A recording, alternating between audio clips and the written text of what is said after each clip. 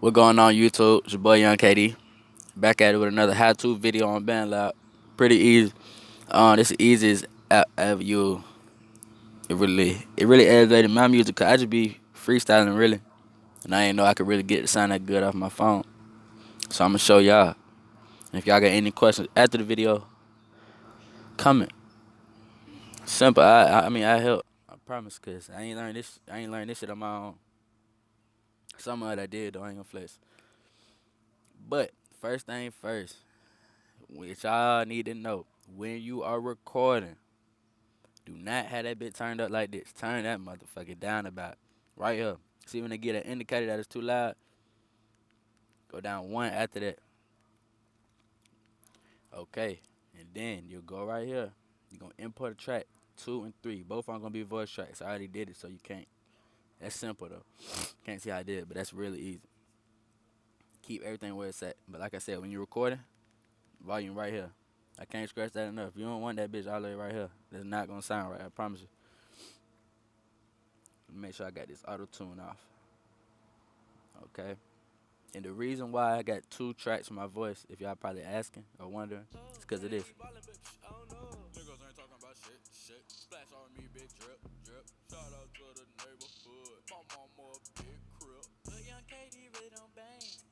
You know what I'm saying? Because you might run out of voice on one arm. So you need 2. You don't got to go all the way through on one take. And then it's hard to be recording on one and then stop it and then record in that same spot. You see what I'm saying? So you put 2 tracks. And then, oh yeah. And then on your FX, you're going to want to use something like them custom classes that I had looked up. But anyway, you're going to want to use something like Hi-Fi Comp. I recommend that. I like that. Punchy rap or tight vocals. Use one of them. Both of your soundtracks. And then when you're done, you'll turn your volume all the way up on your imported track. I already have mine up. You'll press duplicate. You duplicate both of them to make it sound louder.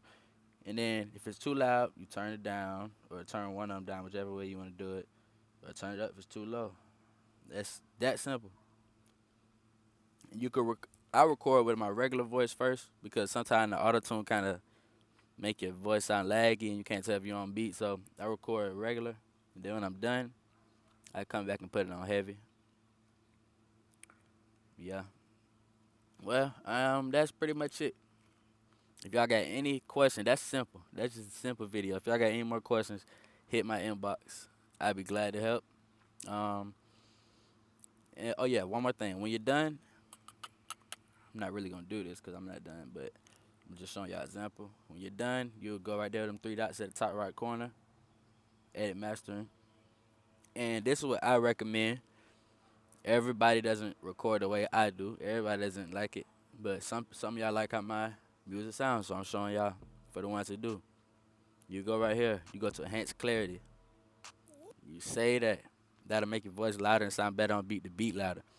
Boom. Once that saves, you go back to this again. Edit mastering. You put that bass on there. You hear that hitting? And then once that saves, you go back and hit the bass one more time. That's optional. That's enough bass for you. But I like my songs to hit. Like hit. But if y'all got any more questions, hit my inbox. Comment in the and subscribe and like.